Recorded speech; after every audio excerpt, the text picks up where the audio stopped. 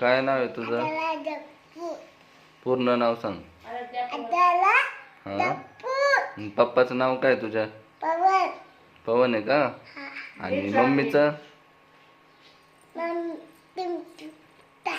काय? सुजुमुता आहे का? आणि तुझं? आदल्या का आराध्या?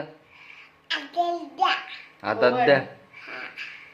पूर्ण सांग आता. आराध्या पवन राजपूत असं सांग. हा का? आणि दादाचं नाव काय? शिवराज. शिवराज आहे का?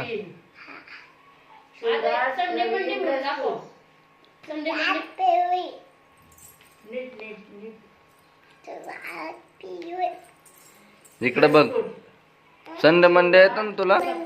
हाताची कडे परत म्हण. नीट म्हण.